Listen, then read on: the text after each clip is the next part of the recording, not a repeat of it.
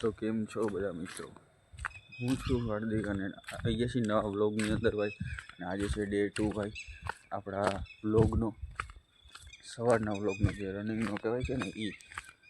અને આ જે સામેની સાઈડ જોઈ શકો છો એ આપણા જયંતિ બાપુના ડોમની જે દિવાલ કરેલી છે લાસ્ટ.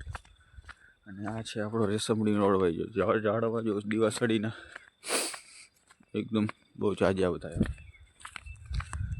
અને ભાઈ બહુ જાજી ખતરનાક ઠંડી છે, બટ કાલ કરતાં ઓછી છે થોડી. એટલે આપણે ચેન ખુલ્લી રાખીને હાલવા જઈએ અત્યારે. અને સવારમાં સ્કીમ થઈ ગઈ ભાઈ. સવારમાં જોયું તો 2 ફોનમાં ચાર્જિંગ કરી, પછી તો શું હતું, બ્લોગ તો બનાવવા જ પડે એમ હતા. એટલે આપણે આપણી ઘરવાળીનો ફોન લઈને નીકળી ગયા છીએ. આવું બધું છે. બાકી તો આવું છે, રનિંગ કરો ભાઈ. મને ખુદ ને ભાઈ આજે મજા, મને એમ થતું હતું કે નથી ઉઠવું. પણ મને એમ થયું કે ભાઈ હું નહીં ઉઠું ત્યાંથી બેઠી ઉઠી જાય એમ કરીને ભાઈ પાછો ઉઠી ગયો. અને આજે છે થોડુંક 2 કલાકનું સાઈડનું કામ છે ભાઈ. અને અહીંયાથી પછી જવાનું છે આપણે આપણા ઘરવાળીના ફ્રેન્ડનું સગાઈ છે, ત્યાં જવાના છીએ આપણે ભેસણ. તો કદાચ એનો બ્લોગ આવી શકે, કાં ના આવી શકે, કંઈ બહુ કંઈ કહેવાય નહીં. એટલે આવું છે.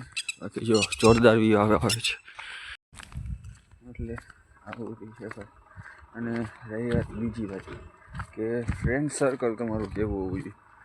તો ભાઈ ફ્રેન્ડ સર્કલ તો એવું હોવું જોઈએ કે ભાઈ તમને કોઈ દી છે ને ડિમોટિવેટ ન કરે ને, એવું તમારું ફ્રેન્ડ સર્કલ હોય ને ભાઈ, તો તમે છે ને ક્યાંક આગળ વધી શકો કે કંઈક કરી શકશો. બાકી તમારું ફ્રેન્ડ સર્કલ જો ભાઈ દારૂમાં અને છોકરીમાં એમ બધીમાં છે ને ભાઈ, તો ભાઈ તમે આજે હું કાલે નહીં થવા અને તમારી જિંદગીના છે ને લટક લાગી જવાના છે.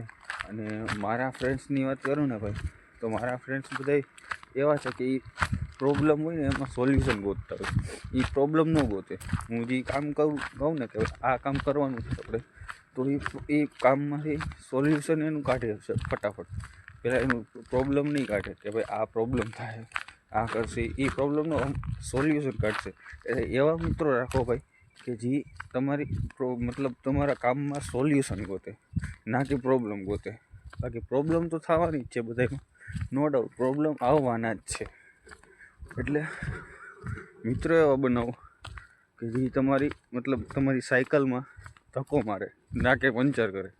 બાકી તમને પંચર કરીને વહ્યા જાય ને ભાઈ તો એ ખબર નહીં પડે. કારણ કે એટલો એક્સપિરિયન્સ છે મને ભાઈબંધીનો કે ભાઈ આ મસ્ત જોઈને એવા કાણા પાડે ને ભાઈ કે તમારી સાયકલને છે ને તમને પેડલ માર્યા જેવા ના રહેવા દે. અને તમે એટલા નીચે પાડવાનું કરશે ને તમારા ને તમારા ભાઈબંધ કે એટલું કોઈ બીજું કરશે જ નહીં ભાઈ. એટલે એવું એક સ્પીકર ના બની જાઓ. એટલે આવું બધું છે ભાઈ. રનિંગ કરતાં ભાઈ જે વિચારો આવે છે ને મને, એ નેક્સ્ટ લેવલના હોય છે ભાઈ. સરસ, ખરેખર ખુદને સરસ કહેવાનું મન થાય છે.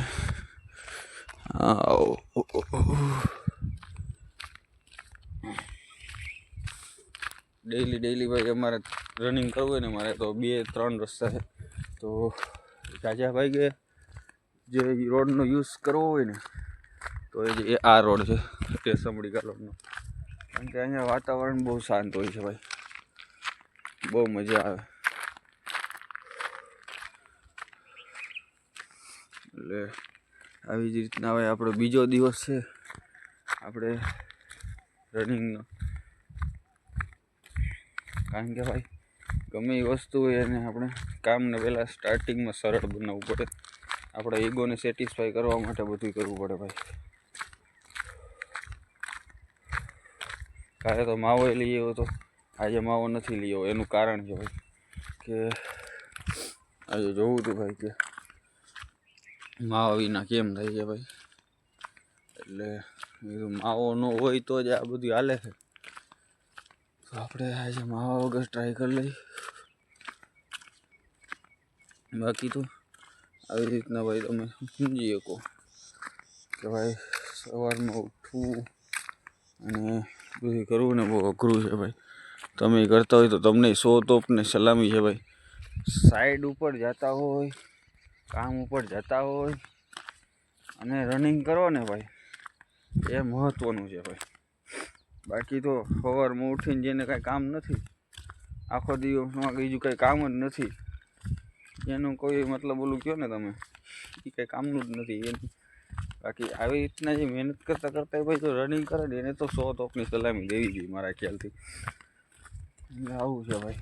અને હવે તો હું ડેલી બ્લોગ નાખવાનો છું, અને ઓલા બ્લોગ ન નખાય ને તો મિની બ્લોગ નાખીશ. બાકી એક દિવસનો એક બ્લોગ ફિક્સ છે, કારણ કે મેં એવું વિચાર્યું ભાઈ કે છે ને હું એટલું બધું મોટિવેટ છું, એટલું બધું મને મારા મગજમાં મને ખબર પડે છે, હું બધાને મોટિવેટ કરું છું. તો હું ખુદે એટલો મોટિવેટ હાલમાં થઈ ગયેલો છું કે ભાઈ 1 વર્ષ ધ્યાન દઈ દઈ. અને આપણી માતાજી મેળી ભેગી છે, દ્વારકાધીશ ભેળો છે, પછી શું ઉપાધિ છે યાર. થઈ જશે ધીમે ધીમે, એક દિવસમાં તો કાંઈ બધું થવાનું નથી. ને જિંદગીમાં એવા ડાઉનફોલ જોઈ લીધા છે મેં ભાઈ કે ભાઈ કદાચ ઘંટા નાના ડાઉનફોલ આવે તો મને કંઈ ફેર ન પડે. અને ઓલા દેવાય એમ તો તમને ખબર તો હે, ખવરિયા ગમે એટલી ડાઉન કરે તો આપણને કંઈ ફેર ના પડે. અને ધીમે ધીમે ભાઈ કોન્ટેન્ટ ક્રિએટર બનવું હોય ને ભાઈ તો હે ને તમારે દેખાવું પડશે, કાયમી દેખાવું પડશે. એક દિવસ રીલ્સ આડી આવશે, બીજે દિવસે આડી આવશે, ત્રીજે દિવસે આડી આવશે, અને પછી ચોથા દિવસે એ ફોલો કરશે કે ભાઈ આ હજી આમાં શું નવું કરવાનું છે. એટલે મજાક ઉડાડવામાં ફોલો કરશે, બાકી કરશે ખરો એ તમને. પણ તમારે કન્ટિન્યુ ચાલુ જ રહેવું જોઈએ, કન્સિસ્ટન્સ લેવું જોઈએ ભાઈ. આપણે મતલબ કહેવાય ને કે તમારે એમાંથી નીચે પડવાનું થતું નથી. તમારે કન્ટિન્યુ ચાલુ જ રાખવાનું ડિસિપ્લિનથી ભાઈ. તમને તમારા વિડીયો હાલતા ન હોય, વિડીયો બનાવવાનું ચાલુ રાખવાનું. તમારો વિડીયો ઉપડી ગયો, વિડીયો બનાવવાનું ચાલુ રાખવાનું. તમે મિલિયનમાં વ્યૂ પૂગી ગયા, માથું નીચે રાખીને વિડીયો બનાવો. તમારા વિડીયો હાવ ન થતા, હાવ કહો ને 15-20 દિવસ લગી વ્યૂ જ ન થતા, 2000-3000 કન્ટિન્યુ વિડીયો બનાવતા રહ્યો. બાકી ડાયરેક્ટ સક્સેસ નથી, એ મેં જોયેલું છે. કારણ કે મેં આગળ એક કોન્ટેન્ટ ક્રિએશન કરેલું છે, અને મેં મારી પર્સનલ ઓલી કહેવાય ને એના લીધે મેં મૂકી દીધું. કારણ કે ત્યારે મને શોખ હાવ આમ કહો ને કે પૂરો થઈ ગયો હતો, એટલે કામમાં ત્યારે વધારે ધ્યાન દેવાનું હતું મારે. એટલે હું આમાંથી થોડોક આગળ થઈ ગયો હતો જ્યારે ટિકટોકનો ટાઈમ હતો. તો આવું બધું છે. હંમેશા આપણે ટ્રાય કરતા રહીશું, ટ્રાય ટુ બેસ્ટ. અને આપણે કાયમ આપણા કહેવાય ને જીવનને પ્રોત્સાહન આપતા રહીશું આપણે ખુદને. બાકી તમારા ઘરમાં કેટલું ઓલું કહેવાય કે ડાઉનફોલ હાલે છે તમારો, કે કેટલું બધું છે એ તમારા ઉપર જ ડિપેન્ડ છે.